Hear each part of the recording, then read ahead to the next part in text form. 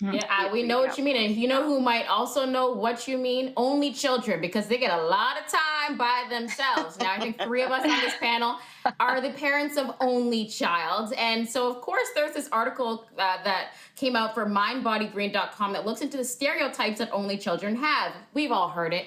They're selfish, but they also might be independent. Do we judge only children?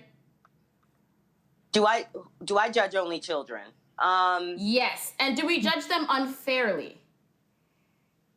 I think it's hard not to. And I'll say that only because they're the only ones that you have to talk to, you know? No, seriously. I mean, my daughter, if my daughter had a brother or a sister that I could sort of not necessarily pit against, but I could say, hold on a second. Let me rethink my thought process here.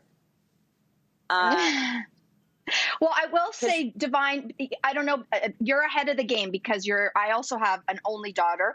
You have a daughter who's a little bit older, quite a bit older than my daughter. And if there's anything that I did walk into the situation knowing was eyes wide open, I had a very hard time conceiving her. I knew it was very likely the only one I was going to get. And I'm very, very thankful for that.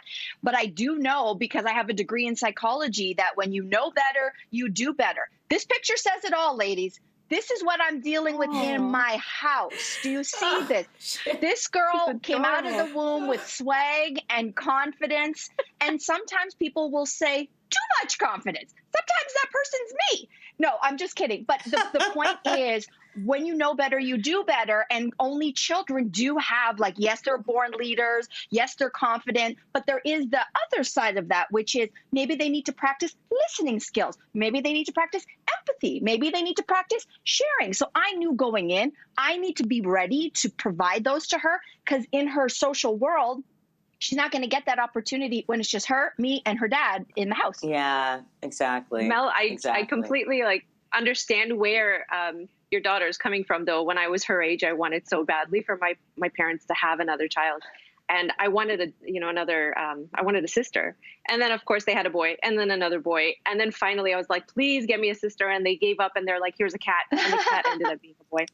And, and I still felt lonely. And I've seen a lot of only children who are so behaved. So I think they're judged unfairly, most of the time. I've seen children, a couple of siblings who are they wreak havoc, and I never want to hang out with their parents again because they're just too much. So, it's just like, I think they're definitely judged unfairly. They do need that extra attention, but I think it's all about the parenting, the environment, the culture, all of that stuff has a great impact on how they are and how they behave.